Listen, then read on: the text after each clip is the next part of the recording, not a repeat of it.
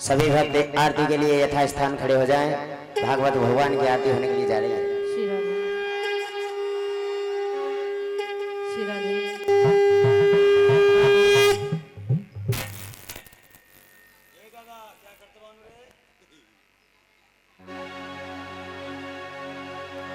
बोलो बांके बिहारी लाल की जय। श्री भागवत भगवान की है आरती, पापियों को पाप से है तारती। भागवत भगवान की है आरती, पापियों को पाप से है तारती। ये अमर ग्रंथ ये मुक्ति पंथ ये पंचम वेद निराला, नव जोत जगाने वाला, नव जोत जगाने वाला, रे नव जोत जगाने वाला। हरि नाम यही हर धाम यही, हर नाम यही हर धाम यही, जग के मंगल की आरती, पापियों को पाप से है तारती। भागवत भगवान की कर आरती, पापियों को पाप से है तारती। ये संत दिल पावन पुनीत पाप मिटाने वाला, वे हरि तरस कराने वाला, हे हरि तरस कराने वाला, हे हरि तरस कराने वाला। ये दुख करनी है दुख हरनी, हे दुख करनी है दुख हरनी, श्री मधुसूदन की आरती, पापियों को पाप से है तारती। भागवत भगवान की है आरती, पापियों को पाप से है तारती। ये मधुर बोल जग फंद बोल सत मार्ग पाने वाला, मैं बिगड़ी को बनाने वाला, बिगड़ी को बनाने वाला, रे बिगड़ी को बनाने वाला।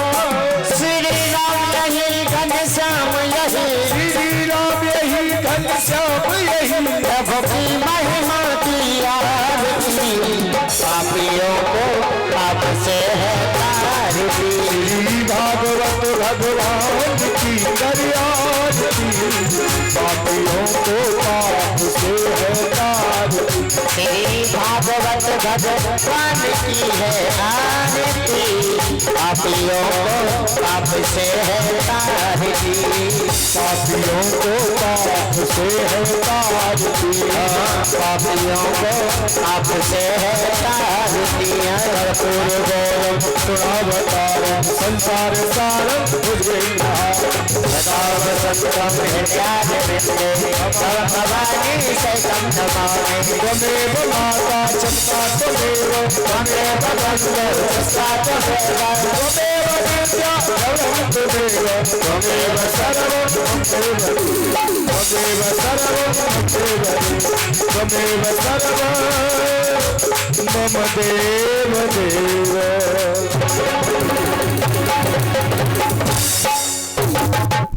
बोलो भागवत महापुराण की जय। सुखदेव जी महाराज की जय। परीक्षित जी महाराज की जय। व्यास जी महाराज की जय। गंगा मैया की जय। जमुना मैया की जय। सरस्वती मैया की जय। सभी देवी देवताओं की जय। बालाजी महाराज की जय। जय जय श्री राधे, जय जय श्री राधे, जय जय श्री राधे।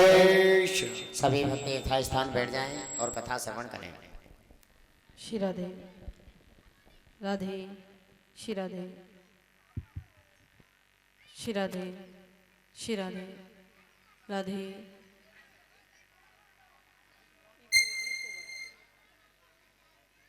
श्री राधे, श्री राधे राधे।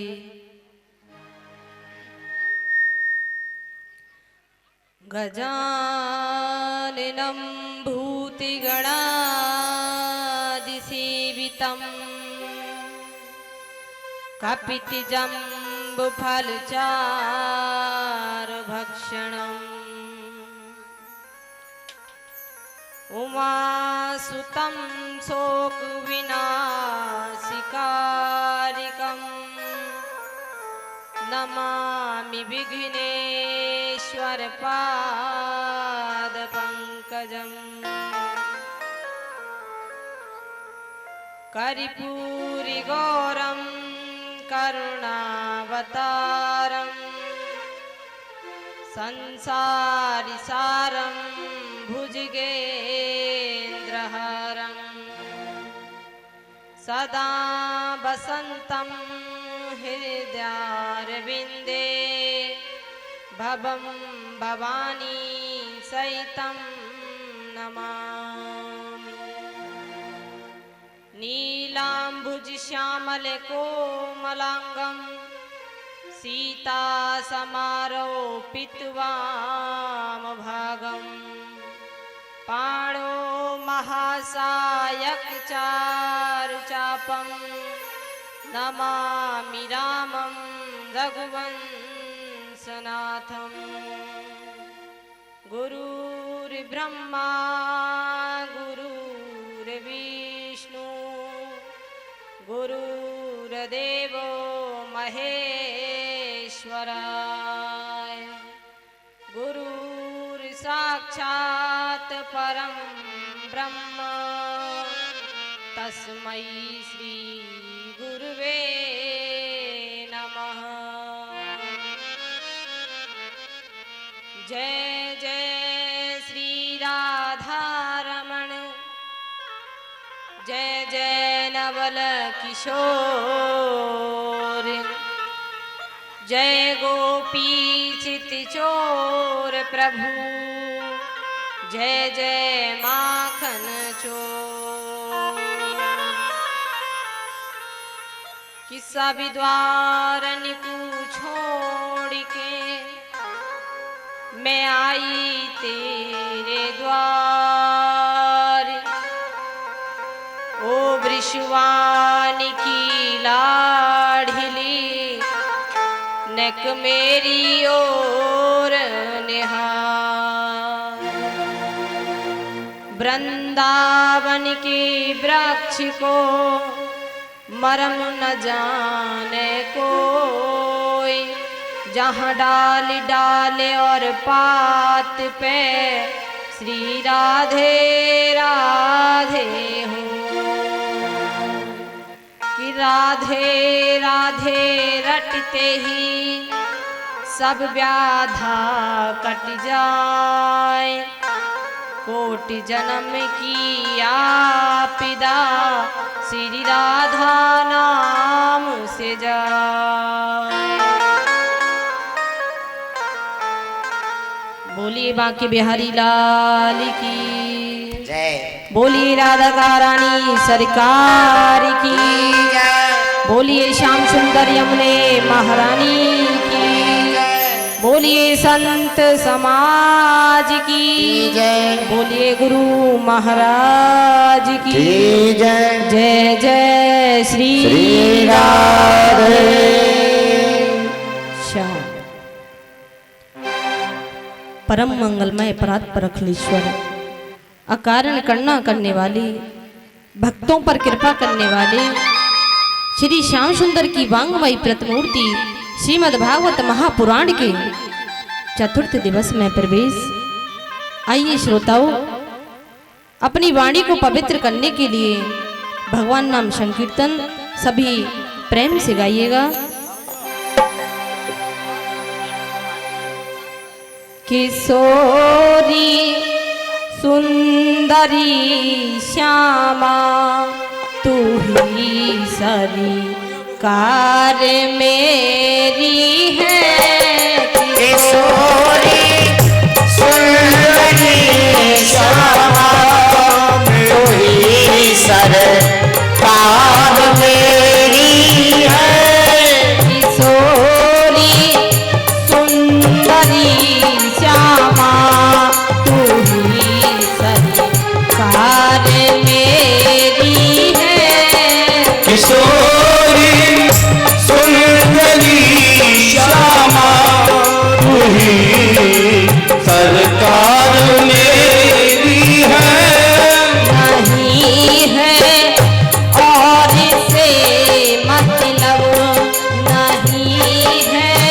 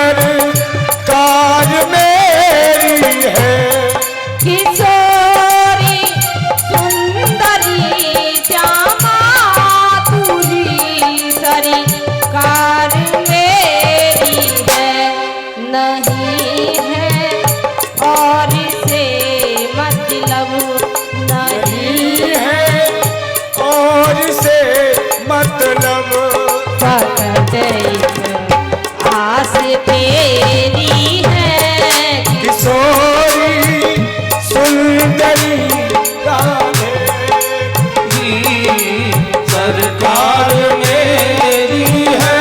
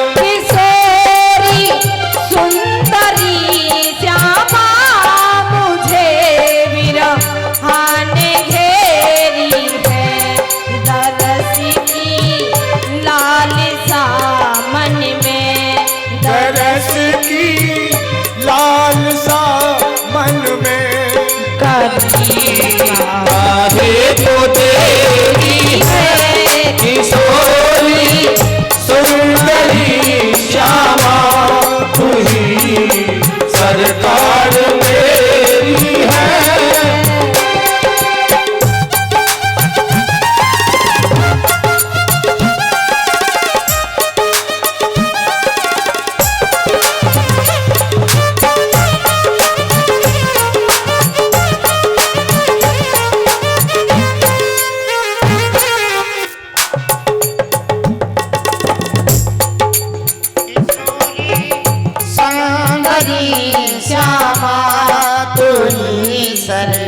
कार मेरी है किशोरी सुंदरी श्यामा तुझी सरकार मेरी है। किशोरी सुंदरी श्यामा तुझी सरकार मेरी है। किशोरी सुंदरी श्यामा तुझी सरकार मेरी है। किशोरी सुंदरी श्यामा तुझी सुंदरी श्यामा तुझी सरकार मेरी है। तुझी सरकार मेरी है। तुझी सरकार मेरी है। बोलिए बांके बिहारी लाल की जय। बोलिए राधिका रानी सरकार की जय। प्रेमी श्रोताओं, सबने कल की कथा में सुना कि ऋषभदेव जी के 100 पुत्र थे। श्री सुखदेव जी महाराज कहते हैं, हे राजा परीक्षित, ऋषभदेव जी के 100 पुत्र थे। उनमें सबसे बड़े पुत्र का नाम है भरत। आज ऋषभदेव जी ने अपने पुत्रों को पास में बुलाया और पूछा, बेटा हमें ये मनुष्य का तन किस लिए मिला है? क्या इसलिए मिला है कि सुबह जगे और नहा धोकर के नौकरी पर चले गए और नौकरी करने के बाद में शाम को आए, भोजन किया, फिर सो गए? नहीं बेटा, इसलिए शरीर नहीं मिला। मनुष्य का शरीर इसलिए मिला है कि संतों का संग करो, भजन करो। अब 100 पुत्र सुन रहे थे। बोले संतों का संग कैसे करें? बोले संतों का संग होने से, संतों के संग में मिल जाने से और संतों के संग सत्संग करने से जीवन सुधर जाता है। बोले किसी का जीवन सुधरा? बोले हाँ बिल्कुल सुधरा। बोले कैसे? कि एक राजा थे, उन्होंने कभी जीवन में सत्संग नहीं किया। एक बार क्या हुआ कि उनके यहाँ पर कुछ संत आए और जैसे ही संत आए तो भोजन प्रसादी पाई। लेकिन संतों का एक नियम होता है कि जिसके यहाँ पर वो भोजन प्रसादी पाते हैं उसे बदले में कुछ ना कुछ जरूर दे करके जाते हैं। आज संतों ने विचार किया कि हमने राजा के यहाँ पर भोजन किया है, अब इसको क्या देना चाहिए। लेकिन राजा के पास तो सब कुछ है, संपत्ति है, वैभव है, हाथी है, घोड़े हैं, सब कुछ है, लेकिन राजा को दिया क्या जाए। मन में सोचने लगे। एकदम से विचार आया कि राजा ने कभी भी जीवन में सत्संग नहीं किया, 2 क्षण का सत्संग देना चाहिए। आज जब वो संत जाने लगे तो राजा के पास गए। राजा ने प्रणाम किया। संतों ने कहा महाराज हम आपको कुछ देना चाहते हैं।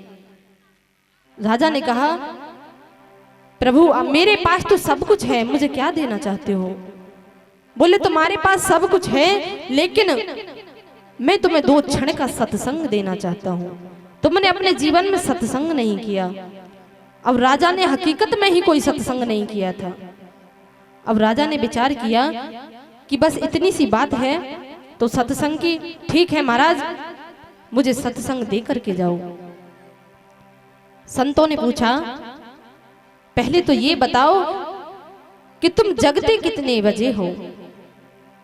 राजा ने कहा महाराज मैं तो राज्य का काज संभालता हूँ, प्रजा को देखता हूँ और जब प्रजा को देख करके सुख शांति में है या दुख में है देख करके कभी जल्दी आ जाता हूँ तो कभी देर से आता हूँ, तो देर से सोता हूँ तो देर से जगता हूँ और जल्दी सोता हूँ तो जल्दी जग जाता हूँ, कोई नियम नहीं है। संत कहने लगे हे राजन सबसे पहले जीवन में नियम बनाओ, ब्रह्म मुहूर्त में जगना सीखो, क्योंकि ब्रह्म मुहूर्त में जगने से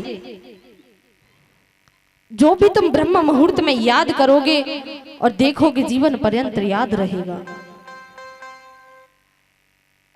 और दूसरी बात यह है हे राजन ये बताओ कि तुम भोजन स्नान करने के बाद करते हो या स्नान करने से पहले करते हो। राजा कहने लगा महाराज जब भोजन मिल जाए, क्योंकि मैं राज्य का काज संभालता हूँ, सुबह मिलता भी है और नहीं मिलता और जब मिल जाए जब ही पा लेता हूँ। तो बोले कि एक बात और याद रखना कि भोजन स्नान करके भोजन पाना। बोले बस इतनी सी बात है तो कोई बात नहीं, आज इन संतों की बात मान लेता हूँ। आज राजा ने क्या किया कि सुबह ब्रह्म मुहूर्त में जग गए राजा और नदी में स्नान करने के लिए गए। वहां क्या देखा कि बहुत बड़े बड़े संत स्नान कर रहे हैं और एक बगुला उस जल में क्या कर रहा है कि अपनी चोंच को पत्थर से मारता है। संत कहने लगे हम इसको जानते ही अपनी चोंच को बार बार पानी में डालता है और जब विवश होकर के चोंच ऊपर आती है तो पत्थर में डाल देता है। इसका मतलब ये है कि ये मछली पकड़ने के लिए जाता है और जब इसे मछली नहीं मिलती तो ये दुख के कारण अपनी चोंच को पत्थर पर मारता है। संत कहने लगे कि घिस घिस चंदन घिस घिस पानी और जाई कारण तुम चोंच मारत वाई कारण हम जानी। संतों ने वो पंक्ति बोली तो वो पंक्ति राजा को याद हो गई। कहते हैं ब्रह्म मुहूर्त में अगर किसी के द्वारा भी सुन लोगे, किसी के मुख से कोई बात सुन लोगे तो वो तुम्हें याद रहेगा। आज वो पंक्ति राजा को याद हो गई और जैसे ही राजा लौट करके राज्य में आए आकर के सो गए। अब क्या हुआ कि जब कोई ऊंचे पद पर जाता है तो उसे नीचे गिराने के लिए मंत्री लाख कोशिश करते हैं, रोज की तरह आज नाई बाल बनाने के लिए राजा के यहाँ पर आया तो रास्ते में मंत्री ने रोक लिया और मंत्री से कहा कि आज तू राजा का काम तमाम कर देगा तो मैं तुम्हें बदले में राजा से दुगना पैसा दूंगा। मंत्री के मन में लालच आ गया, उधर नाई के मन में लालच आ गया। मंत्री ने सोचा राजा मर जाएगा तो राज्य काज मैं ही संभाल लूंगा। उधर नाई ने सोचा कि राजा क्या देता है, उससे ज्यादा तो मैं उसे मार दूंगा तो ये मंत्री दे देगा। और जैसे ही वो नाई उस्तरा लेकर के उस राजा के पास में गया तो क्या करता है कि उस उस्तरे को पानी में डालता है और हाथ पर ऐसे जोर जोर से घिसता है। तभी अचानक राजा की आंख खुल गई और आंख खुलते ही वो पंक्ति याद आ गई और कहने लगे कि घिस घिस चंदन घिस घिस पानी और जाई कारण तुम चोंच मारत वाई कारण हम जानी। अब तो नाई घबरा गया क्योंकि पंक्ति तो राजा ने वह बोली थी, लेकिन नाई का काम भी क्या था कि उस्तरे को जल में डालता और ऐसे हाथ पर घिसता।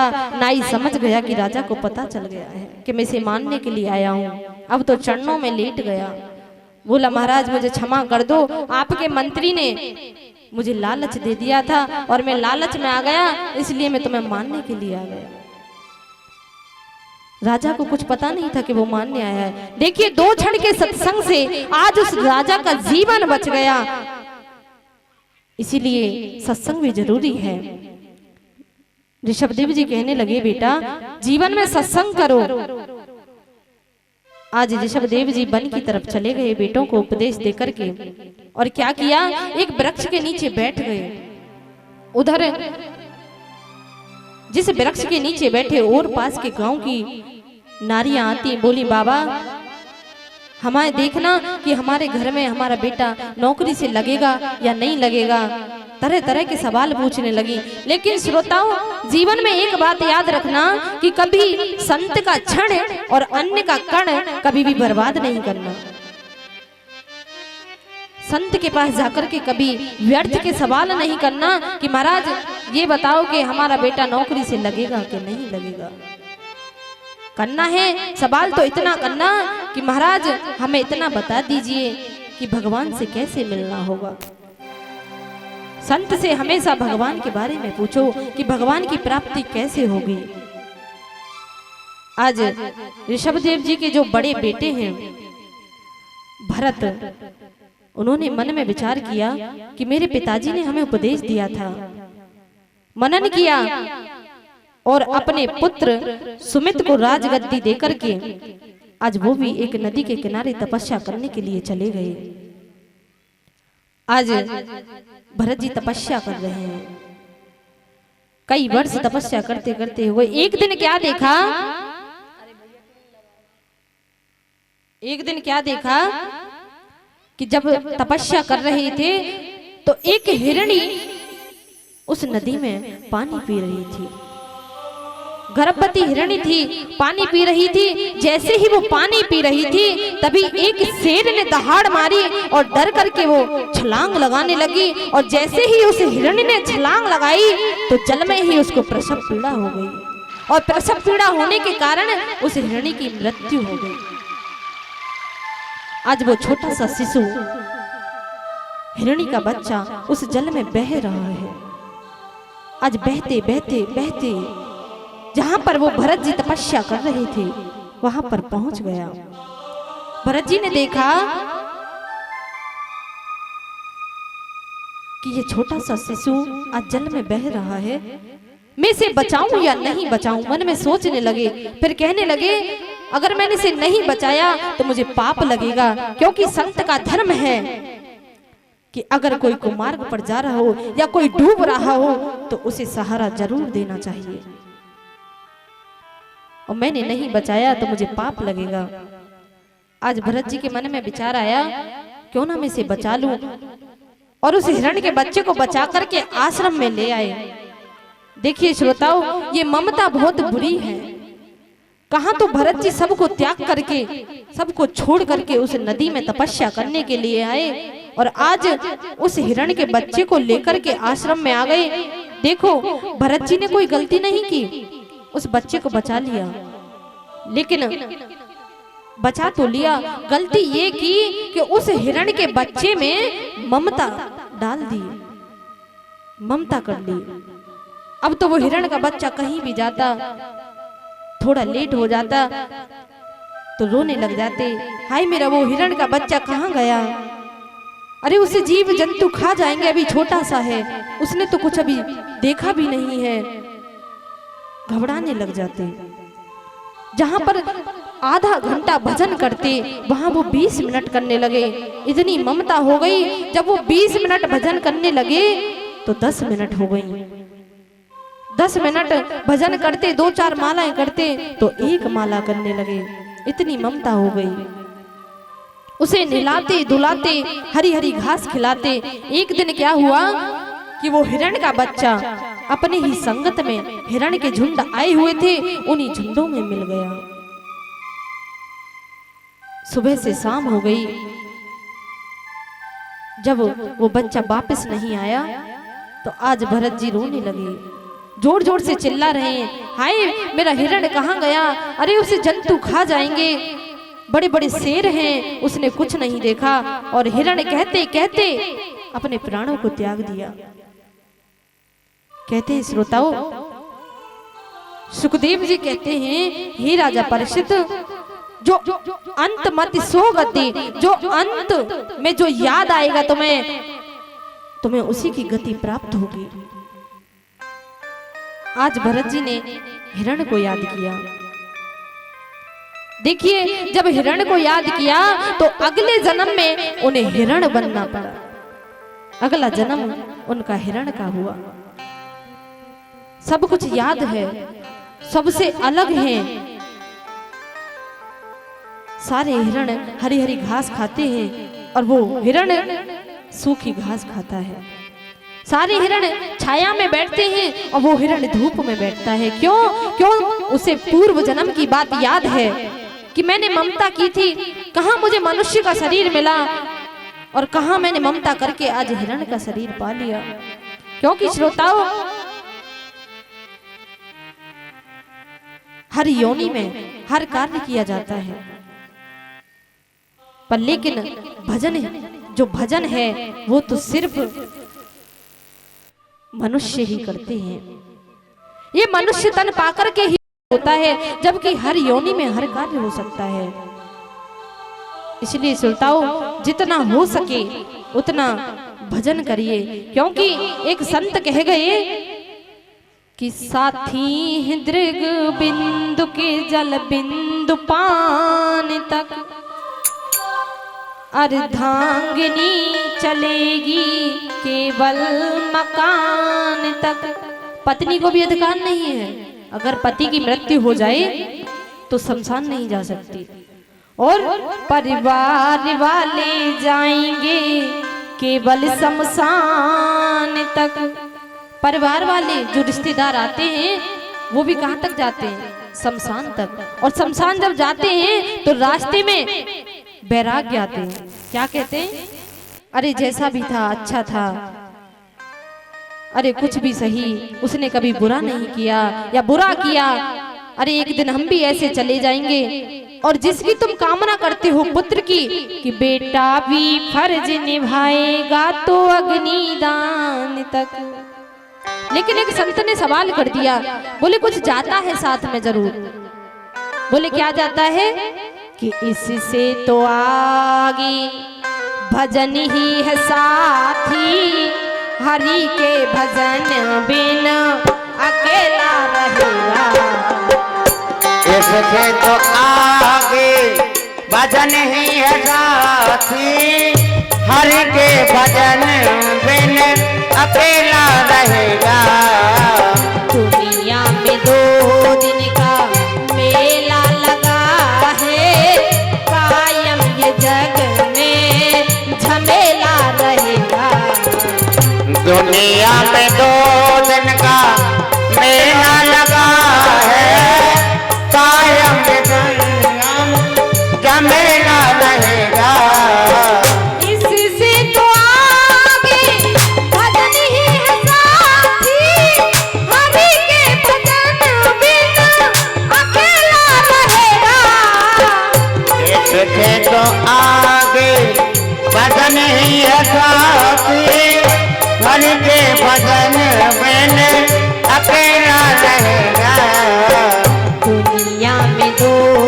का मेला लगा है, कायम जग में झमेला रहेगा। देखते तो आगे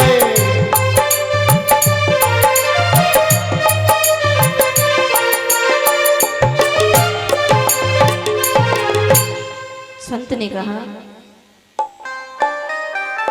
आज वो हिरण पूर्व जन्म की याद कर रहा है। क्या कह रहा है? अगर मैं पूर्व जन्म में जब मुझे मनुष्य का शरीर मिला तो हिरण को याद नहीं करता, तो शायद आज मैं हिरण की योनि में नहीं होता। देखिए, परमात्मा की कृपा जब होती है। एक दिन क्या हुआ, सुखदेव जी कहते हैं, हे राजा परीक्षित, एक दिन क्या हुआ कि उस जंगल में जहां पर हिरण बैठा था वहां आग लग गई, और आग लगने के कारण वो हिरण उसी आग में जल गया और जल करके अपने प्राणों को त्याग दिया, क्योंकि अंत में उसने भगवान का नाम लिया, भूल गया सबको।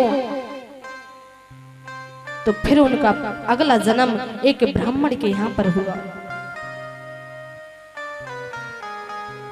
एक ब्राह्मण के यहां पर उन्होंने जन्म लिया और उनके पिताजी कर्म कांड करते। क्या कहते बेटा? गायत्री मंत्र देते, बोले कि ओम भूर्भुवस्सुः तत्सवितुर्वरेण्यं भर्गो देवस्य धीमहि धियो यो नः प्रचोदयात्। बेटा, इस मंत्र का जाप करो और जाप करके इसे शुद्ध करो, और जब ये शुद्ध हो जाएगा तो मैं तुम्हें और मंत्र दूंगा। अब तो वो सोचने लगे कि मैंने पहले जन्म में क्या किया कि मैंने सबको त्याग दिया और तपस्या करने के लिए गया तो एक हिरण में ममता हो गई, और दूसरा जन्म मुझे हिरण का मिला, और तीसरा जन्म फिर मुझे मनुष्य का मिला है। मैं इसे व्यर्थ नहीं गमाऊंगा। मन में सोचने लगे, अगर आज मैंने ये श्लोक याद कर लिया तो कल को पिताजी और देंगे, और जब और श्लोक देंगे तो कल को कहने लग जाएंगे, बेटा जा सत्यनारायण की कथा कर, घर घर जाकर के सत्यनारायण की कथा कर। और जब मैं सत्यनारायण की कथा करूंगा तो माया का लालच मुझे रहेगा, इसलिए प्रपंचों में पड़ जाऊंगा, माया में बंध जाऊंगा, और मैं नहीं चाहता कि मैं इस जन्म को भी व्यर्थ गंवा दूं। आज याद नहीं करते। जब श्लोक याद नहीं करते, पिताजी को आया गुस्सा, कहने लगे तुम याद नहीं करते तो ठीक है, जाओ जंगल में खेती का काम करो। अब तो खेती का काम करने पहुंच गए, लेकिन खेती का काम कैसे करते हैं कुछ पता नहीं है। चिड़ियों को बुलाते हैं, आओ आओ चिड़ियों, तुम्हारा ही खेत। चिड़ियों को कहते कि आ जाओ, तुम्हारा ही खेत है और भर भर पेट खा के जाओ, कोई तुमसे कुछ नहीं कहेगा। और कोई आता तो उसे ऐसे ही खेत में से जो भी होता उसे ऐसे ही लुटा देते। एक दिन क्या हुआ कि उनका भाई आया और उनके भाई ने कहा, अरे मूर्ख, तू ये सब क्या कर रहा है? खेत की रखवाली कर रहा है या सब कुछ लुटा रहा है? और धक्के मार करके निकाल दिया, धक्का दे दिया, कह दिया कि जा घर से निकल जा, कुछ काम नहीं करता। लेकिन देखिए श्रोताओं, जो भगवान के ऊपर निर्भर रहते हैं उन्हें चाहे कोई कितना भी धिक्कारे, भगवान उन्हें बुला ही लेते हैं। और कह दिया कि जा, तू तो जड़ भरत है, तेरी समझ में नहीं आएगा। उसी दिन से उनका नाम जड़ भरत रख दिया। आज जड़ भरत जी भजन करते करते जंगल में चले गए और जंगल में जाकर के समाधि में बैठ गए। उधर क्या हुआ, एक राजा, रघुगढ़ नाम का राजा, पालकी में बैठ करके आ रहा था। क्या करने आ रहा कि दूसरे देश के राजा पर चढ़ाई करने के लिए। आज जड़ भरत जी जब बैठे हैं तो जोर जोर से आवाज लग रही है, अरे हट जाओ, अरे हट जाओ, रघुगढ़ राजा आ रहा है, राजा आ रहा है, दूसरे राज्य पर चढ़ाई होगी। देखिए श्रोताओं, श्री सुखदेव जी महाराज कहते हैं, हे राजा परीक्षित, एक बार एक संत को रास्ते में 1 रुपया मिला। उस रुपए को लेकर के मन में सोचने लगे कि मैं इसको किसको दूं। तो कहने लगे कि इस रुपए को मैं किसी गरीब को दूं। लेकिन गरीब कौन है? बहुत संतों की मंडली में बैठे, गांव में जा जा करके देखा, कोई गरीब नहीं मिला। एक दिन क्या हुआ, रास्ते में जा रहे थे तो उन्होंने भी सुना कि एक राजा दूसरे राज्य पर चढ़ाई करने के लिए आ रहा है और हट जाओ जोर जोर से आवाज लग रही है। तभी वो संत समझ गए कि गरीब मिल गया। जैसे ही वो राजा आया, उस राजा के हाथ में वो 1 रुपया राजा के हाथ में दे दिया। कह दिया कि तू गरीब है। गरीब क्यों है? कि तेरे पास सब कुछ संपत्ति होते हुए भी तू दूसरे राज्य पर चढ़ाई कर रहा है, दूसरे राज्य को छीनना चाहता है, इसलिए तू गरीब है। सब कुछ होते हुए भी दूसरे की संपत्ति को छीने, वो सबसे बड़ा गरीब है। आज जड़ भरत जी बैठे हैं, तभी उस राजा की पालकी में एक कहार की, जो कहार लगे थे, उसकी एक की तबीयत खराब हो गई। अब पालकी कौन चलाए? अब तो राजा ने कहा कि जो भी रास्ते में मिल जाए उसे पालकी में लगा लेना। अब जड़ भरत जी मिल गए तो कहारों ने कहा, तुझे पता नहीं है राजा आ रहे हैं और इस कहार की तबीयत खराब हो गई है, इसलिए एक कम है और पालकी को उठा। अब तो जड़ भरत जी तो संत थे, उन्होंने कोई विचार नहीं किया, पालकी में लग गए। लेकिन देखिए श्रोताओं, जब वो संत पालकी में लग तो गए, लेकिन आगे एक छोटी सी चींटी भी आ जाती तो उछड़ जाते एकदम से। और जैसे ही उछड़ते तो राजा की पालकी सिर में लगती और जोर से कहते, अरे मूर्ख, तुझे पता नहीं है कि राजा पालकी में बैठा है और बार बार उछड़ जाता है। 1 बार हुआ, 2 बार हुआ, 3 बार हुआ। आगे चल करके फिर थोड़ा चले, थोड़ा जैसे ही चले फिर आगे कोई चींटी मिली तो फिर जड़ भरत जी उछड़ गए। फिर राजा को लगी, फिर राजा नीचे उतर करके आया, कहने लगा, अरे तुझे क्या दंड दूं, बता, तेरी समझ में नहीं आता। लेकिन आज जड़ भरत जी कहने लगे, अरे राजा, तू मुझे क्या दंड देगा? मैं तो खुद मिट्टी हूँ, मिट्टी को क्या दंड देगा? मिट्टी का पुतला हूँ और हाड़ मांस के शरीर को तू क्या दंड देगा? अरे ये तो शरीर है, आत्मा तो अजर है, अमर है। जब ज्ञान का उपदेश दिया तो राजा चरणों में लेट गया, कहने लगा, अरे महाराज, मुझसे गलती हो गई, आप मुझे बताएं आप कौन हैं? भगवान कपिल देव है क्या? मुझसे बहुत बड़ी भूल हो गई, मैं अज्ञान हूँ, आप मुझे ज्ञान दीजिए। आज जड़ भरत जी ने उस राजा को ज्ञान दिया, बहुत समझाया। जैसे ही राजा की समझ में आया तो राजा उसी दिन से सब कुछ त्याग करके आज वन को चला गया, तपस्या करने लगा। देखिए श्रोताओं, हमेशा जीवन में याद रखना कि अगर कोई तुम्हें संत मिल जाए तो संत का कभी अपमान नहीं करना, क्योंकि संत का अपमान करने से भगवान रुष्ट हो जाते हैं। भगवान ने स्वयं कहा है कि मुझे कुछ मत दो, लेकिन मेरे भक्त का कभी अपमान मत करो।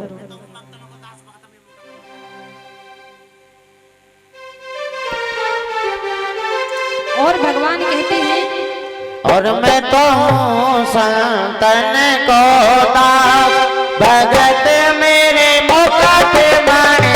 मैं तो हूँ को दास, भगत मेरे मुकुट मणि। मैं तो हूँ संतन को दास, भगत मेरे मुकुट मणि। मैं तो हूँ संतन को दास, भगत मेरे मुकुट मणि। मैं तो संतन को दास।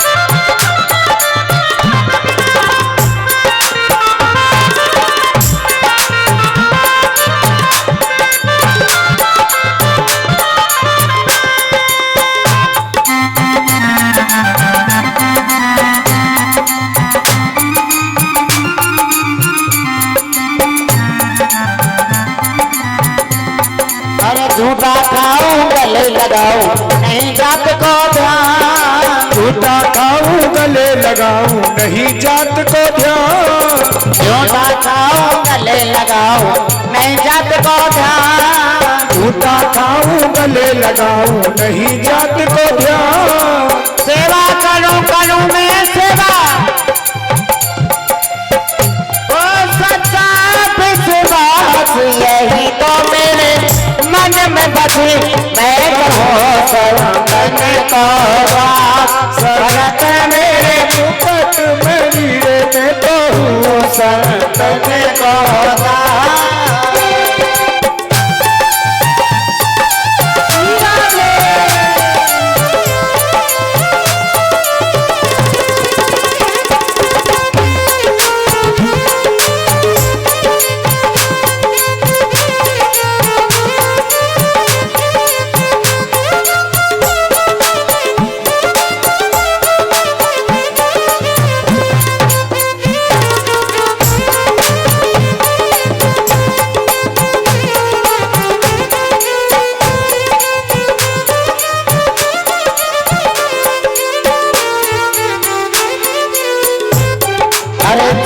बजू बजू मैं बातू हूँ दासन को दास, जो कोई भजे भजू में वाकू हूँ दासन को दास, जो कोई भजे भजू मैं ताकू हूँ दासन को दास, जो कोई भजे भजू में वाकू हूँ दासन को दास, सेवा करूं करूं मैं सेवा, ओ सच्चा सेवा यही तो मेरे मन में बदल पाया तो सरतन को, संत मेरे मुकुट मणिरे में तो हूँ सरतन को दास, भगत मेरे मुकुट मणि मैं कहूँ सरतन को दास।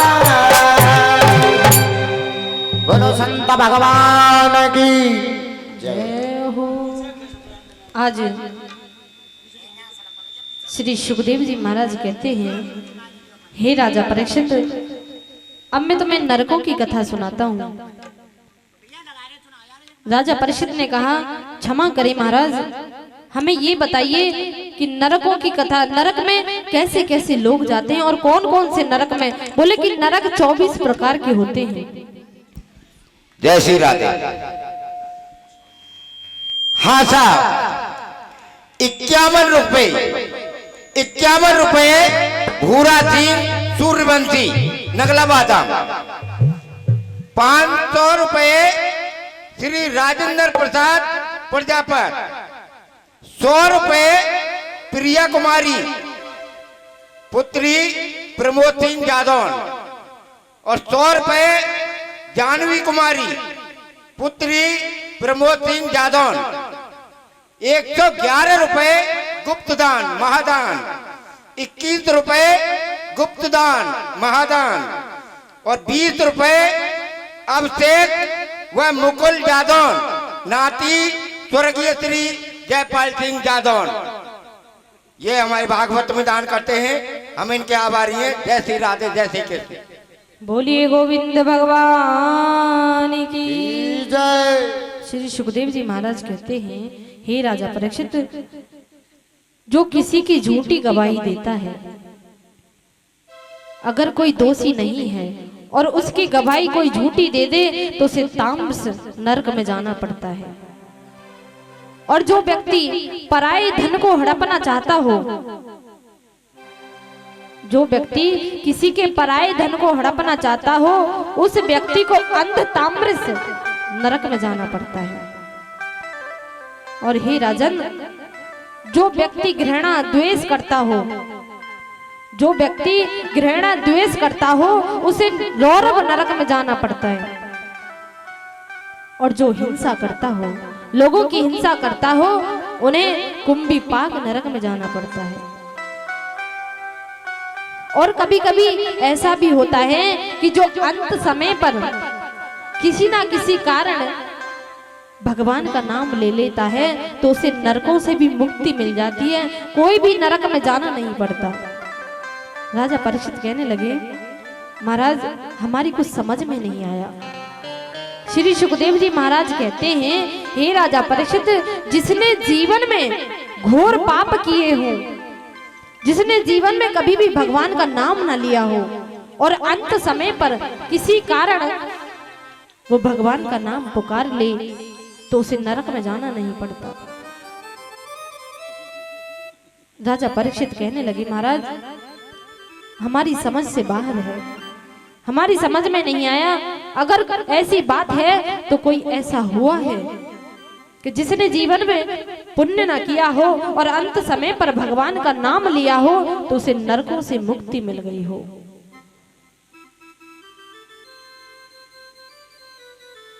तो सुखदेव जी कहते हैं, हे राजा परीक्षित, ऐसा हुआ है।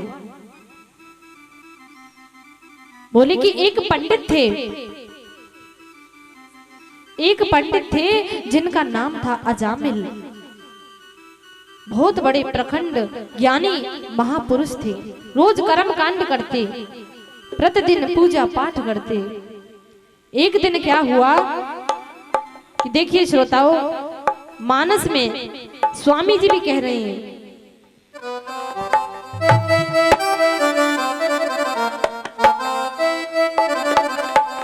स्वामी जी क्या कह रहे हैं कि करिसी करमा विश्व रच राखा, करसे करम विश्व रच राखा, करिसी करमा विश्व रच राखा, जो जस करहि सो तसि फल चाखा, जो जस करहि सो तस फल चाखा। श्री राम जय राम जय जय राम, श्री राम जय राम जय जय राम, जय जय राम। श्री सुखदेव जी कहते हैं, हे राजा परीक्षित, जो जैसा कर्म करता है उसे ऐसा ही फल मिलता है। आज वो अजामिल नाम का ब्राह्मण पूजा पाठ करता है, प्रतिदिन कर्म कांड करने के लिए जाता है। एक दिन क्या हुआ कि जब वो कर्म कांड करने के लिए जा रहा था तो उसने क्या देखा, रास्ते में एक वैश्या एक पुरुष से वार्ता कर रही थी। जैसे ही उस अजामिल ने देखा कि एक वैश्या एक पुरुष से वार्ता कर रही है तो मन में विकार आने लगे, उस वैश्या पर मोहित हो गए। कहते हैं श्रोताओं कि ये काम, मोहित होने का काम हमारे नेत्र करते हैं। जब हम नेत्रों से किसी को नहीं देखेंगे तो किसी पर मोहित नहीं होंगे। आज अजामिल ने क्या देखा कि एक वैश्या एक पुरुष से वार्ता कर रही है और उस वैश्या को देख करके मोहित हो गए और वैश्या से कहने लगे, ये देवी, मैं तुमसे विवाह करना चाहता हूं। अब वैश्या को क्या चाहिए? धन चाहिए। वैश्या ने कह दिया, ठीक है, मैं विवाह करने के लिए तैयार हूं। आज अजामिल विवाह करके घर ले आया और जैसे ही वैश्या ने देखा कि अजामिल की पत्नी खड़ी है तो वैश्या ने कह दिया कि या तो इस घर में ये रहेगी या मैं रहूंगी। अजामिल ने अपनी पत्नी को त्याग दिया, आज वैश्या को रखने लगा। धीरे धीरे कुछ समय व्यतीत हुआ। कुछ समय पश्चात क्या हुआ कि उस गांव में कुछ संत आए। संतों ने आकर के गांव में पूछा, अरे भैया, हम चातुर्मास के लिए आए हैं, हमें भूख लगी है और हम रात को रुकना चाहते हैं, हमें कोई स्थान बताइए। देखिए श्रोताओ, कुछ लोग ऐसे होते हैं गांव में कि अगर कोई आदमी ज्यादा ही क्रोध स्वभाव का है तो उसे मजाक बनाने के लिए लोगों से कह देते हैं कि वो आदमी सही है, और जबकि पता है कि अगर उसके पास संत आएंगे तो वो पक्का उनसे झगड़ेगा, लड़ेगा। लेकिन कुछ आदमियों ने कह दिया, अरे महाराज, हमारे गांव में तो एक ही बहुत सरल स्वभाव का और बहुत अच्छा आदमी है जिसका नाम है अजामिल, उसके घर पर तुम जाइए और वहां पर रुकिए, भोजन पाइए। लेकिन अजामिल ने तो पूजा पाठ सब छोड़ दिया था, चोरी करने लगा, डाकू बन गया। सुबह का जाता, शाम को चोरी करके लूटपाट करके वापस आता। अब तो संतों ने जाकर के अजामिल के दरवाजे पर आवाज लगाई, बेटा अजामिल। जब अजामिल नहीं था तो उसकी पत्नी निकल करके आई, प्रणाम किया, महाराज हम आपको प्रणाम करते हैं, बताइए। तो बोले कि हम चातुर्मास के लिए आए थे और हमें रुकना है और भोजन भी करना है। वैश्या ने हाथ जोड़ लिए। अजामिल की पत्नी ने हाथ जोड़कर खड़ी हो गई, कहने लगी, महाराज मैं आपको प्रसाद देने में, भोजन खिलाने में असमर्थ हूँ, मैं आपको सूखी सामग्री दे सकती हूँ और ये सूखी सामग्री दूंगी तो आप बना लेना और बना करके पा लेना। आज अजामिल की पत्नी ने सूखी सामग्री दे दी और घर के सामने एक वृक्ष था, उस वृक्ष के नीचे बिठा दिया। आज सभी संत उस वृक्ष के नीचे बैठ करके भोजन बनाने लगे। भोजन बना रहे हैं, सबने बहुत प्रेम से पाया। उसी समय देखिए अजामिल रोज की तरह सुबह का जाता, शाम को आता, लेकिन उस दिन क्या हुआ कि जल्दी आ गया। जल्दी आकर के उन संतों के पास कहने लगा, जोर से चिल्लाने लगा, अरे बाबा किसने कहा यहाँ बैठने के लिए, चलो उठो यहाँ से भागो। अब संत कांपने लगे, बोले, जैसे ही इतनी आवाज सुनी तो अजामिल की पत्नी निकल करके आई, कहने लगी, मैंने कहा है इनसे यहाँ रुकने के लिए। अब तो अजामिल कहने लगा, ठीक है तुमने कही है तो कोई बात नहीं।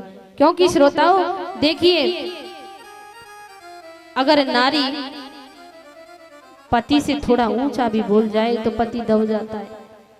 आज अजामिल की पत्नी बोलने लगी कि मैंने कहा है, तो अजामिल कहने लगा, ठीक है कोई बात नहीं, बैठे रहो। तो आज संत बैठे हैं लेकिन मन में विचार कर रहे हैं।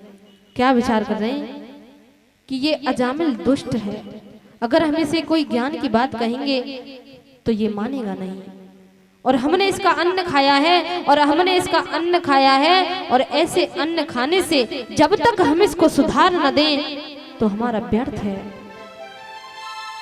आज संत विचार करने लगे, कहने लगे कि अब हम इसको कैसे सुधारें, कैसे ज्ञान के मार्ग पर ले जाएं। जो ये कुमार्ग के मार्ग पर जा रहा है, इसको कैसे ज्ञान के मार्ग पर ले जाएं। उसी समय एक संत के मन में विचार आया, जो संतों के गुरु थे महंत जी, उन्होंने कहा कि अब अगर हमने इनके घर भोजन किया है अजामिल के यहाँ, लेकिन हम इनको ज्ञान के रास्ते पर जरूर छोड़ करके जाएंगे। और बुलाया अजामिल को कि बेटा अजामिल इधर आ। जैसे ही अजामिल आया कि बेटा हमें दक्षिणा नहीं दोगे। अजामिल कहने लगा, ये हमारी दक्षिणा है कि तुम यहाँ बैठ गए और तुम्हारे के कमंडल और डंडा और ये झोला वोला हमने ना छीने। अजामिल ने कहा कि यही हमारी दक्षिणा है। तो संत कहने लगे, बेटा हमें कोई दक्षिणा नहीं चाहिए, हमें तो दक्षिणा में देना चाहते हो तो इतना दे दो कि जो तुम्हारे घर पुत्र होगा उस पुत्र का नाम नारायण रख लेना।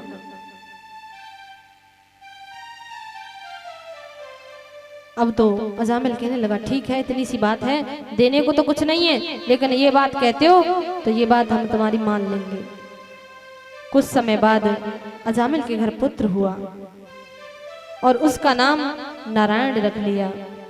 देखिए माताओं बहनों, हमेशा एक बात याद रखना कि घर में अगर छोटा बच्चा है तो उसका नाम ऐसे ही रखना चाहिए, राम कृष्ण नारायण, और बेटी है तो सीता राधा। क्योंकि दिन में तुम भगवान का नाम नहीं ले सकते, मोह ममता में फंसे हो तो दिन में 50 बार अपने बेटे को उसी नाम से बुलाओगे कि बेटा नारायण।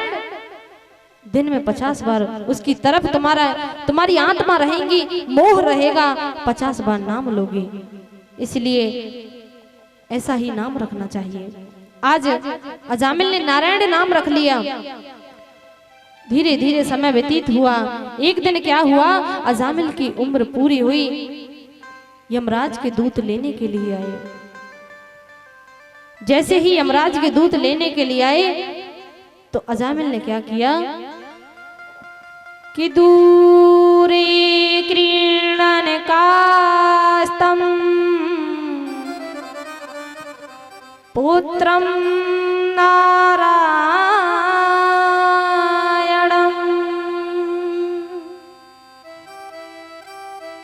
दूर, थोड़ी सी दूर वो पुत्र नारायण खेल रहा था। जैसे ही दूत दिखाई दिए तो जोर जोर से चिल्लाने लगा, बेटा नारायण, बेटा नारायण, मुझे बचाओ, मुझे बचाओ। जोर जोर से चिल्लाने लगा।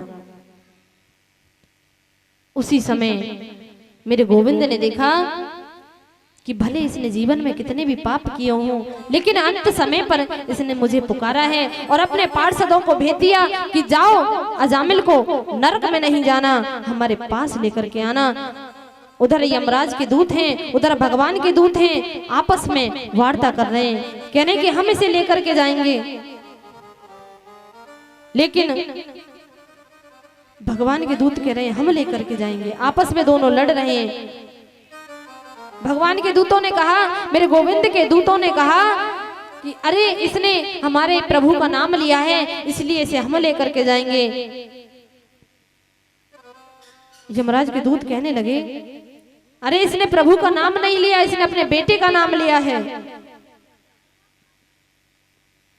आज भगवान के दूत कहने लगे, भले बेटे का नाम लिया है, लेकिन बेटे का जो नाम है वो हमारे प्रभु का नाम है, इसलिए इसने हमारे प्रभु का नाम लिया है, तुम इन्हें नहीं ले जा सकते। जब बहस होने लगी तो यमराज के जो पार्षद थे वो लौट गए और लौट करके आज जब यमराज के पास पहुंचे तो यमराज जी ने पूछा, अरे अजामिल को क्यों नहीं लेके आए? तो बोले, महाराज क्या बताएं, उधर नारायण भगवान के दूत आ गए, उन्होंने लाने नहीं दिया, मना कर दिया। अब जैसे ही सुना कि नारायण भगवान के दूत आ गए तो मन ही मन में प्रणाम करने लगे। जैसे ही यमराज जी मन ही मन में प्रणाम और हर्षित होने लगे तो यमराज के दूतों ने पूछा, महाराज आप इतने हर्षित क्यों हो रहे हैं? तो बोले कि अरे तुम पूछते थे कि तुम यमराज हो और तुम किसका नाम मन में लेते हो, तो मैं उन्हीं परम ब्रह्म परमात्मा नारायण का नाम लेता था। और देखो तुम कितने खुश नसीब हो कि तुम उस परम ब्रह्म परमात्मा के पार्षदों के भी दर्शन करके आए और मुझे उनके दर्शन दुर्लभ हो गए। ये सब बातें अजामिल सुन रहा था। जैसे ही ये सब बातें अजामिल ने सुनी, अजामिल ने मन में विचार किया, कहा तो मैंने अपने पुत्र का नाम लिया नारायण, और इसी नारायण नाम से आज मुझे नरक में नहीं जाना पड़ा। अगर मैं जीवन पर्यंत भगवान को अपना जीवन सौंप दूं तो कैसा रहेगा। आज अजामिल ने मन में विचार किया कि अगर मैंने अपना जीवन भगवान को सौंप दिया तो कैसा रहेगा। आज अजामिल ने सब कुछ त्याग करके सबको त्याग दिया और भगवान के नाम अपना जीवन कर दिया। बोलिए गोविंद भगवान की जय।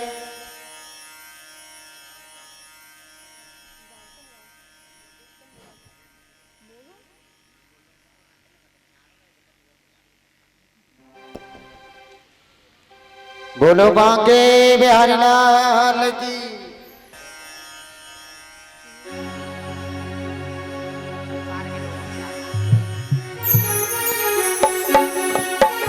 संसार के लोगों से आसान किया करना, संसार के लोगों से आसान किया करना, संसार के लोगों से आसान किया करना, संसार के लोगों से आसान किया करना, संसार के लोगों से आसान किया करना, जब कोई न हो अपना, जब कोई न हो अपना, सिया राम जपा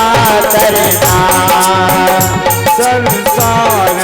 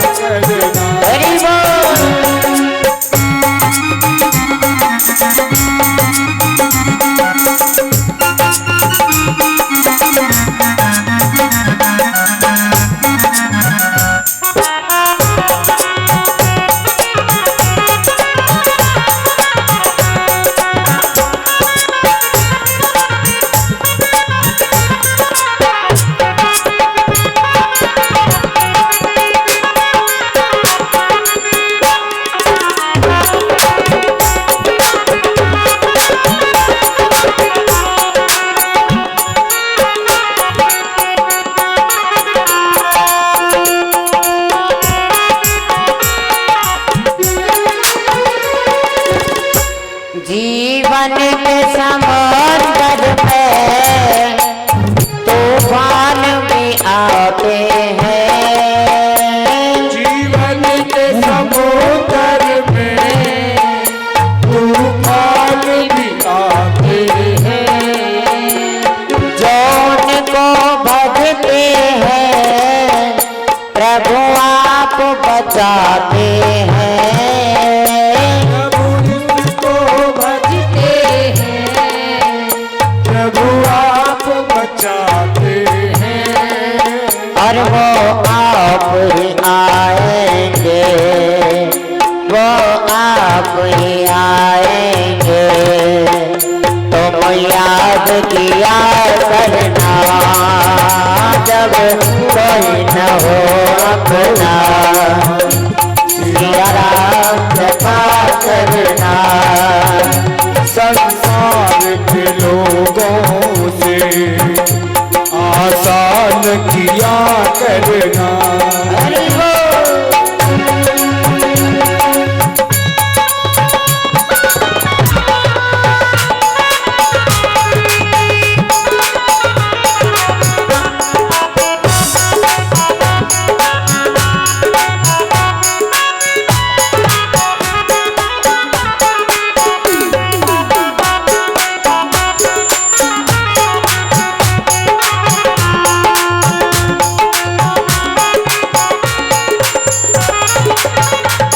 मत भूल अरे बंदे ये तन बेगाना है। भूल अरे बंदे ये तन बेगाना है। इस दुनिया में आकर वापस तुझे जाना है।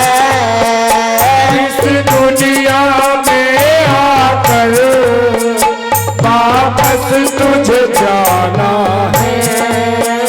भगवान को आता है, ओ भगवान को आता है।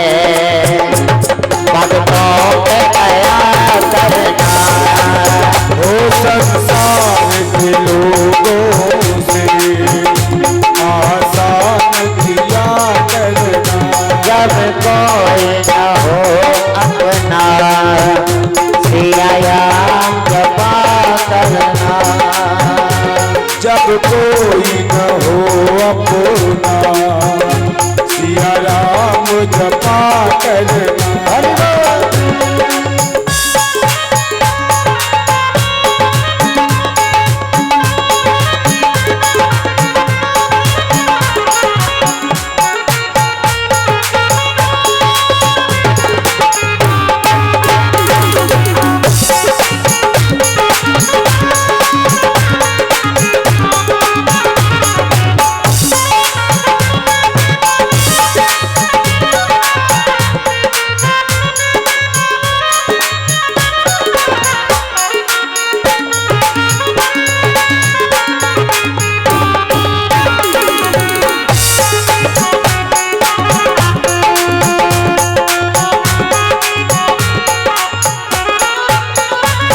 मत भूल अरे बंदे प्रभु तुझसे दूर नहीं।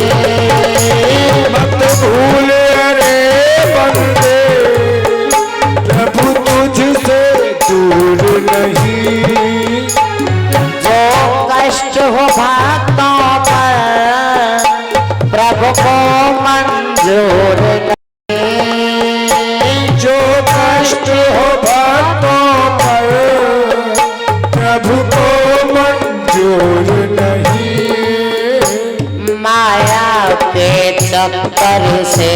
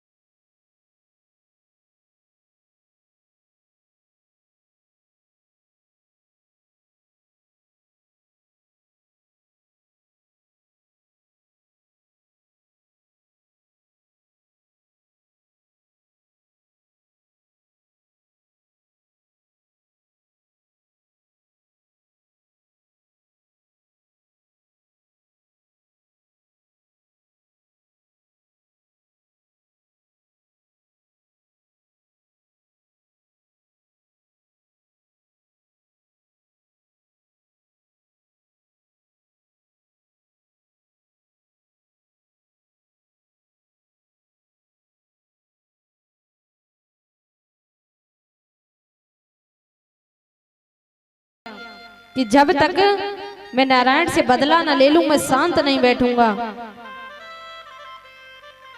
और उसके हिरण्याक्ष जो हिरण्याक्ष था उसकी बात सुनकर के वो मारा गया। बड़ा ही द्वेष हुआ। हिरण्याकश्यप की पत्नी का नाम है कयाधु।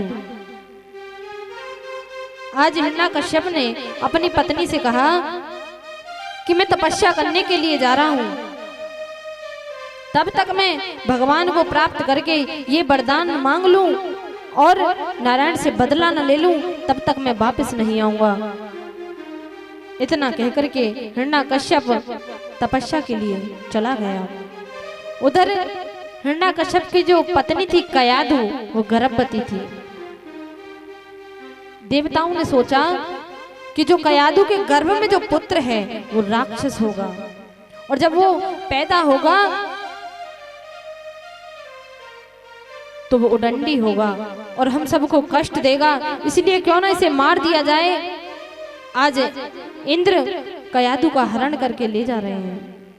तभी रास्ते में नारद जी मिल गए। नारायण नारायण कहने लगे, हे देवराज इंद्र, आप इस हिरण्याकश्यप की पत्नी कयाधु को कहां ले जा रहे हो? एक अबला नारी को ऐसे ले जाना अपराध है और ऊपर से ये गर्भवती है, इसे आपको ले जाना ही चाहिए। और तुम क्या सोचते हो कि इसके गर्भ में जो शिशु है वो राक्षस होगा? तो ये गलत है। वो राक्षस नहीं होगा, वो संत होगा और उसी संत के आने से भगवान अवतार लेंगे, भगवान का अवतार होगा। इतना कहकर के आज नारद जी कयाधु को अपने आश्रम में ले आए। उधर नारद जी सत्संग की बातें करते हैं, कयाधु से सत्संग सुनाते हैं। देखिए श्रोताओं, सुखदेव जी कहते हैं कि हे राजा परीक्षित, नारी को अगर कोई माता बहनाएं गर्भवती हो तो उन्हें हमेशा सत्संग या ज्ञान की बात ऐसी ही सुननी चाहिए, क्योंकि जब ज्ञान की बात सुनेंगी तो जो गर्भ में जो शिशु होता है उस पर ऐसा ही प्रभाव पड़ेगा, जैसा सुनोगी ऐसा ही प्रभाव पड़ेगा। और ये होना भी चाहिए। देखिए अब तो कलयुग है, आज की माता बहनाएं तो गर्भवती होंगी तो नाटक देखेंगी फोन में। नाटक कौन कौन से नए नए नाम हैं नाटकों के। सास बहू की लड़ाई, साथ निभाना साथिया, एक बार भी रामायण नहीं देखेंगी। डोली अरमानों की नए नए नाटक, फिल्म देखेंगी। ससुराल गेंदा फूल नाटक देखेंगी कि ससुराल गेंदा फूल, लेकिन उनको ससुराल गेंदा फूल नहीं दिखाई देता। सोचती हैं कीचड़ है ये तो, ससुराल तो गेंदा फूल की तो दूर की बात, ससुराल में तो आना ही नहीं चाहती। तो ऐसा नहीं होना चाहिए। जब कोई माताएं बहनें गर्भवती हो तो भगवान का नाम लेना चाहिए, सत्संग करना चाहिए, बच्चे पर ऐसा ही प्रभाव पड़ता है। आज कयाधु नारद जी के आश्रम में नारद जी सत्संग कर रहे हैं, सत्संग सुना रहे हैं, कयाधु सत्संग सुन रही है।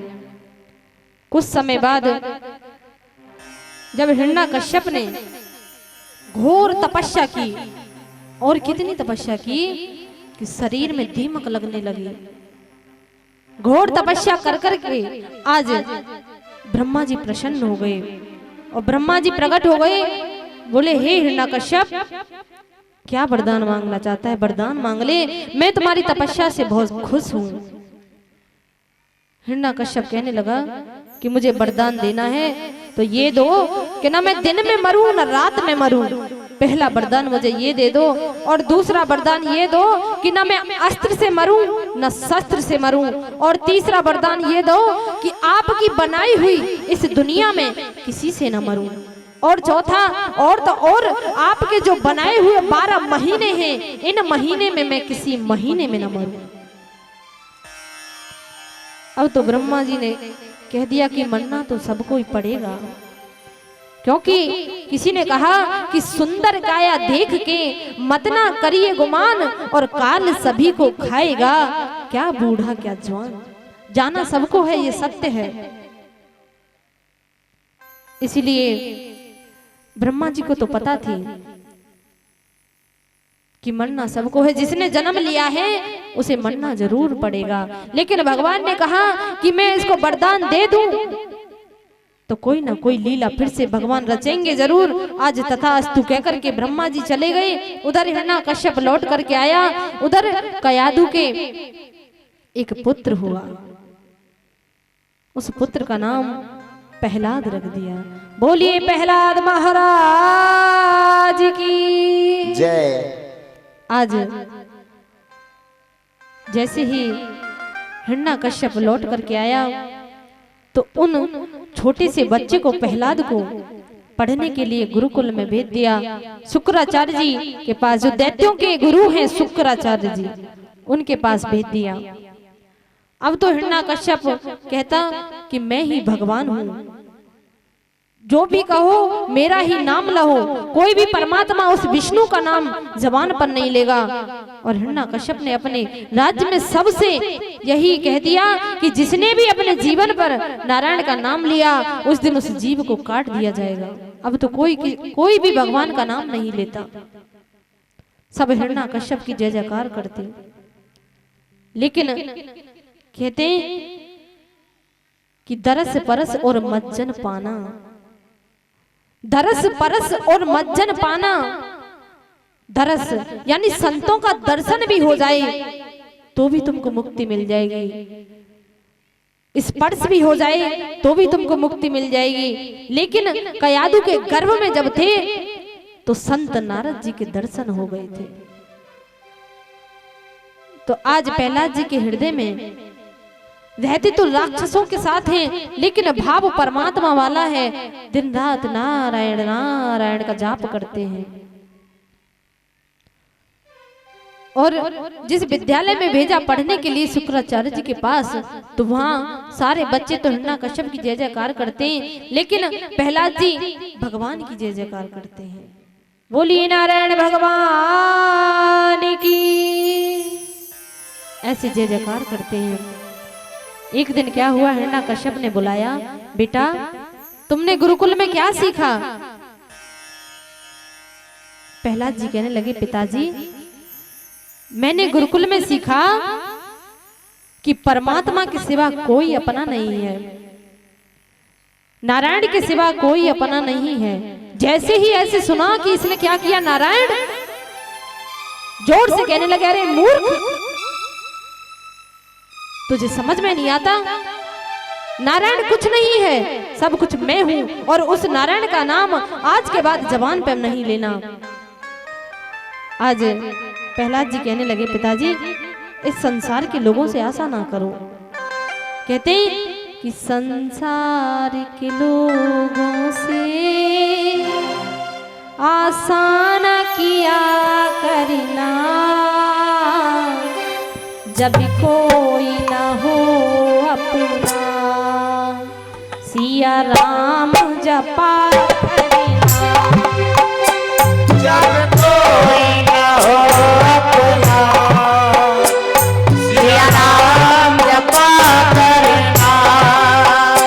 संसार के लोगों से आशा न किया करना, जब कोई न हो अपना, सिया राम जपा करना। संसार के लोगों से आशा न किया करना, जब कोई न हो अपना, सिया राम जपा करना। आज प्रहलाद जी कहने लगे, पिताजी इस संसार के लोगों से कोई आशा मत करो। लेकिन हिरण्यकश्यप के मन में क्रोध आया, जोर से धक्का दे दिया, अरे दुष्ट। और शुक्राचार्य जी को बुलाया, कहा इसे कौन सी विद्या पढ़ा रहे हो? ये मेरा नाम तो लेता नहीं, नारायण का नाम लेता है। इसे मेरी आंखों से दूर ले जाओ और इसे दोबारा से अध्ययन कराओ। आज प्रहलाद जी को फिर ले गए गुरुकुल में ले जाकर के आज शुक्राचार्य जी पढ़ाने लगे, बेटा नारायण को भूल जाओ, अगर तुम नारायण कहोगे तो तुम्हारे पिताजी दंड देंगे और हमको भी दंड देंगे। लेकिन आज प्रहलाद जी कहने लगे, छोड़ी दो साथ गैरों का, किसी दिन छोड़ जाएंगे।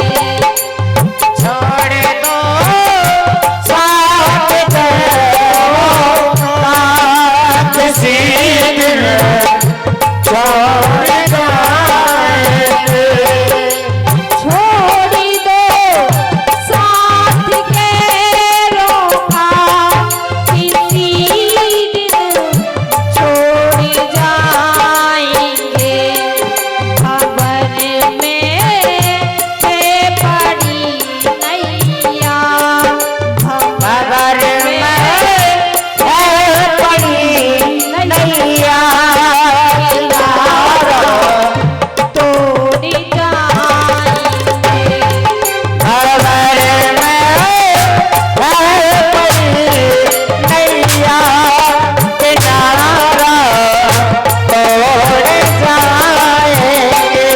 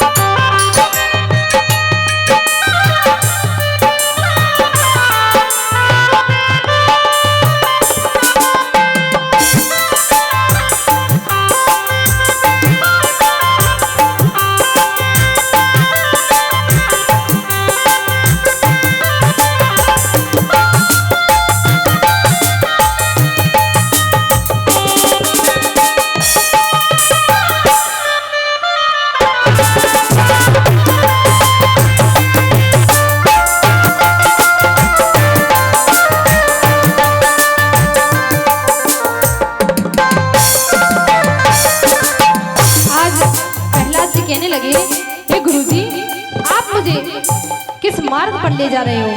अरे किसका साथ करें, कौन किसके साथ जाएगा?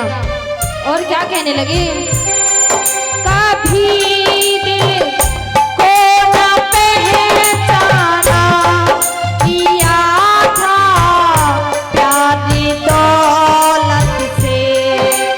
कभी दिल को न पहचाना, किया था प्यार दौलत से।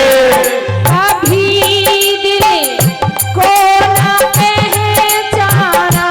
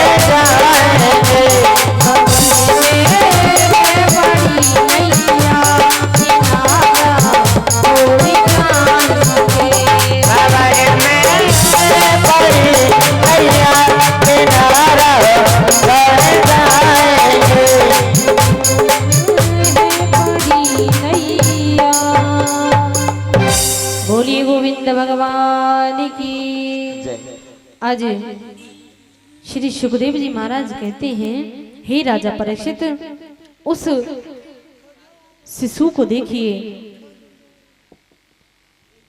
भगवान का नाम उसके हृदय में निरंतर चलता रहता है। आज प्रहलाद जी ने कहा, गुरुजी आप किस लोगों की बात करते हो? मैं अपने पिताजी का नाम लूं? जिन्होंने जन्म लिया उन्हें मरना पड़ेगा, और मैं ऐसा काम क्यों करूं जिससे कि मुझे मरना पड़े? अरे मैं तो परमात्मा का नाम लूंगा। लेकिन शुक्राचार्य जी कहने लगे, नहीं बेटा, बात समझो। अब प्रहलाद जी नहीं माने। कुछ दिन बाद धीरे धीरे समय व्यतीत हुआ। फिर हिरण्यकश्यप ने प्रहलाद जी को बुलाया, बेटा इधर आओ। गोदी में बिठा लिया, पूछा, बेटा आपने क्या सीखा? बोले, पिताजी मैंने सीखा कि शरणम कीर्तनम विष्णु स्मरणम पाद सेवनम। पिताजी मैंने सीखा, जीवन में यही सीखा है कि नारायण के चरणों में भक्ति करने के 9 प्रकार हैं, जिसे हम नवदा भक्ति कहते हैं। भगवान के चरणों में मन को लगाना चाहिए। पहली भक्ति यह है पिताजी कि भगवान के नाम को सुनना चाहिए और उसे सुनकर के हृदय में उतारना चाहिए, उसका मनन करना चाहिए। और दूसरी भक्ति है भगवान का कीर्तन। जिसकी कथा हम सुने उसका कीर्तन करें। कीर्तन में इतनी बड़ी ताकत होती है कि हिंसक पशु की हिंसात्मक भावना भी कीर्तन में बदल जाती है। और तीसरी भक्ति स्मरण है। पिताजी स्मरण करना चाहिए। अब तो जैसे ही हिरण्यकश्यप ने सुना कि ये फिर से नारायण की बात कर रहा है, जोर से धक्का दे दिया और गरम तेल में, एक कढ़ाई में गरम तेल था, उस तेल में डाल दिया। कहते कि जाको राखे साइया और मार सके ना कोई। जब परम ब्रह्म परमात्मा जिसके साथ हो, भला उसका कोई क्या बिगाड़ सकता है। आज जैसे ही हिरण्यकश्यप को तो वो तेल दिखाई दे रहा है, लेकिन आज मेरे प्रहलाद जी फूलों में खेल रहे हैं। उस कढ़ाई में फूल हैं, ऊपर ऊपर तेल है और नीचे फूल हैं। हिरण्यकश्यप को तेल दिखाई दे रहा है। फिर भी जब हिरण्यकश्यप ने इतने यत्न किए, जब प्रहलाद जी नहीं माने, तो एक हिरण्यकश्यप की बहन है जिसका नाम है होलिका। अपनी बहन को बुलाया। हिरण्यकश्यप की जो बुआ है, होलिका है, उसको बुलाया। होलिका कहने लगी, अरे मैं इसे, मुझे वरदान है कि मैं जलती हुई अग्नि में बैठ के अगर बैठ जाऊं तो मैं जल नहीं सकती, इसे मैं अग्नि में जला दूंगी। लेकिन होलिका भूल गई। क्या भूल गई? कि उसे वरदान था कि अगर अग्नि में अकेली बैठेगी तो जल नहीं सकती। लेकिन होलिका प्रहलाद जी को लेकर के बैठ गई। आज होलिका स्वयं जल गई। आज मेरे प्रहलाद जी ऐसे के ऐसे ही परम ब्रह्म परमात्मा के कीर्तन में मगन होकर के बैठे हैं। उधर होलिका जल रही है और जोर जोर से चिल्ला रही है। यही परम ब्रह्म परमात्मा की कृपा है। और उसी दिन से हम सब लोग होलिका दहन करते हैं। आज प्रहलाद जी जब होलिका के साथ नहीं जले तो हिरण्यकश्यप को बहुत क्रोध आया। जैसे ही क्रोध आया तो प्रहलाद जी ने कहा, पिताजी भगवान के नाम में कैसी शर्म है, ये बताइए पहले। अरे भगवान के नाम को तो जैसे हो सके गाना चाहिए, भगवान के नाम में कोई शर्म नहीं करनी चाहिए। इसलिए एक संत ने कहा,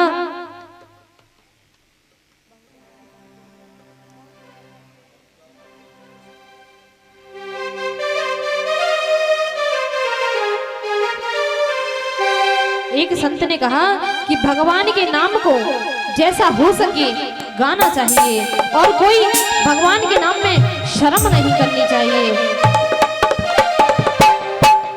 क्योंकि प्रभु के भजन में है कैसी शर्म, प्रभु के भजन में है कैसी शर्म, प्रभु से मिला देगा, प्रभु से मिला देगा प्रभु का भजन, प्रभु के भजन में है कैसी शर्म, प्रभु के भजन में है कैसी शर्म।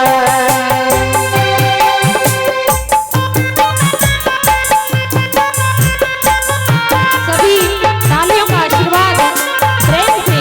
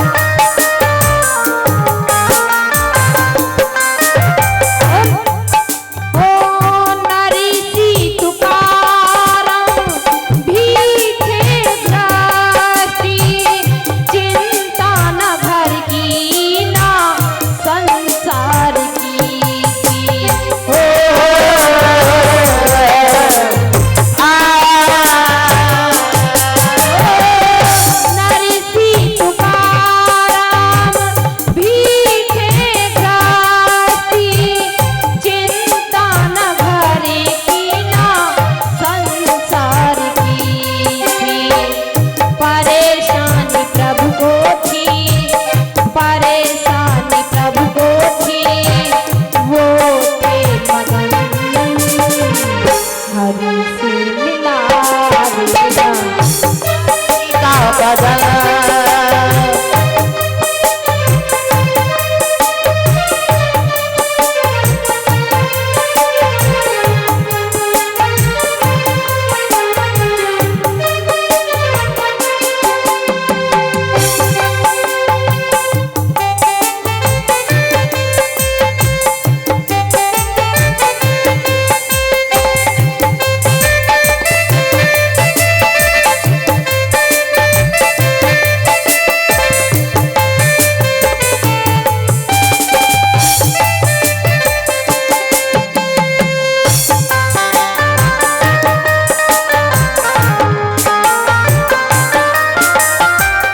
और ओ प्रभु के भजन की है महिमा निराली, बिना नाम जाप के सब गए हाथ खाली।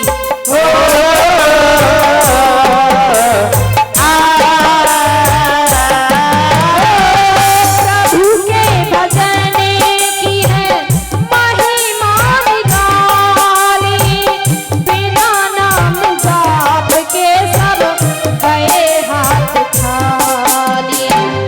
नव रंग दुनिया ये, नव रंग दुनिया ये झूठा सब हरि से मिला देगा हरि का भजन।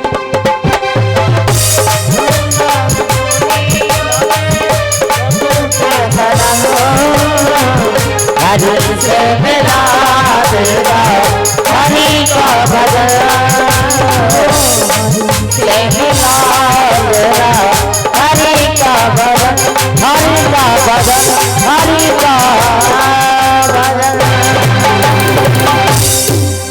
बोले बांके बिहारी लाल की जय जय श्री राम।